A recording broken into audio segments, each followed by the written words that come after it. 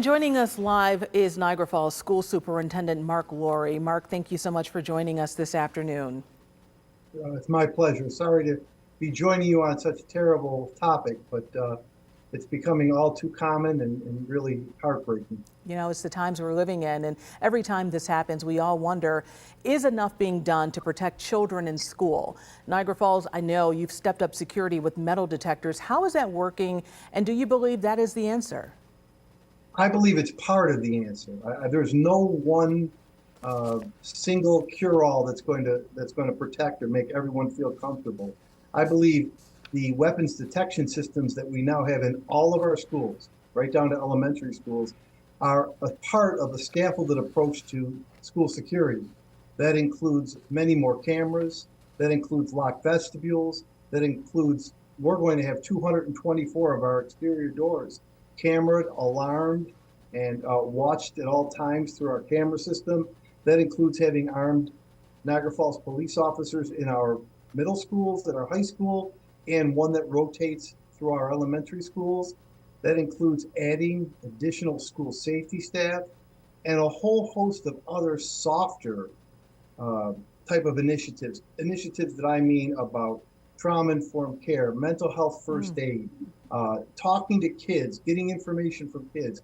It has to be a scaffolded, multi-layered approach in order to make people feel safe, quite honestly. You're right about that. And when these school shootings do happen, what is your school doing, and what should all schools do to help students deal with the stress?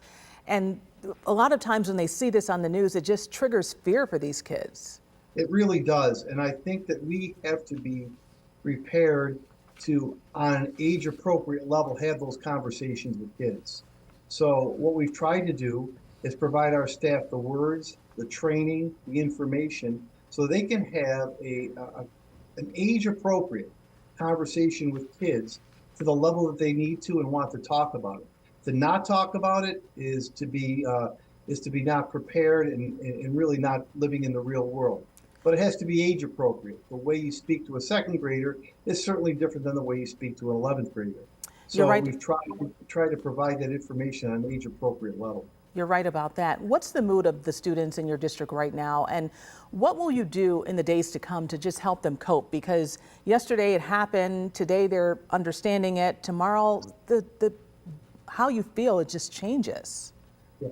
I think the biggest thing that we can do to help each other cope and to help students understand is to be there for them and to listen very intently to what they have to say, what their concerns and fears are. And oftentimes students will give you ideas that you may have missed as an adult, or you think you should know, but it's okay to listen to a student voice. So I think it's important to listen to students in terms of this safety plan as well.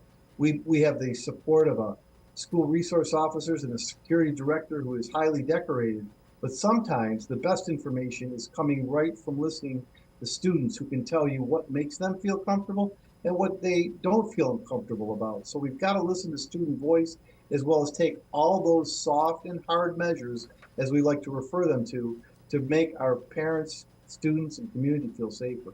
If it's not a school shooting, there is violence around the schools. We see that in Buffalo as well as in Niagara Falls. Is that just as much of a concern for you as an administrator to make sure that students are protected and feel safe?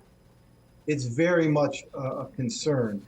We go from the opinion that from the time you leave your house in the morning to the time you get home at night, we want you home safely.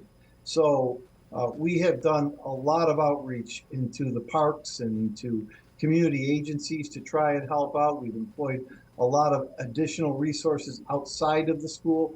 Most of the problems, and again, not to the level necessarily of shootings, but problems we see come in from the outside in and are transmitted over social media.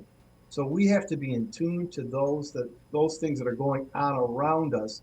And it's just as critical that we listen to what's happening the minute kids leave the school and the minute that they arrive to pick up information.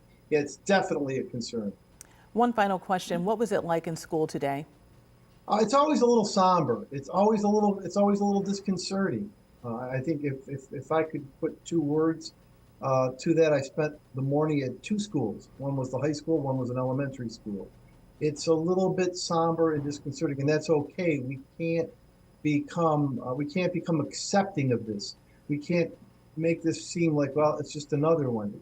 It has to call our attention to protecting those that we can in our sphere of influence, and certainly extending our heartfelt sympathy to those that are lost. But this is a problem that I never thought in my 39 years would have been plaguing us. And it really is, it's just not endemic to schools, though, I want to say. You have to be careful at a movie theater, a shopping mall. God, we know what a tragedy a supermarket was. It's just, it's a bigger issue. You're right about that. Mark Laurie, Superintendent of Niagara Falls Schools, again, thank you for all you do for the students there, and thank you for joining us on the Town Hall. We appreciate it. Pleasure.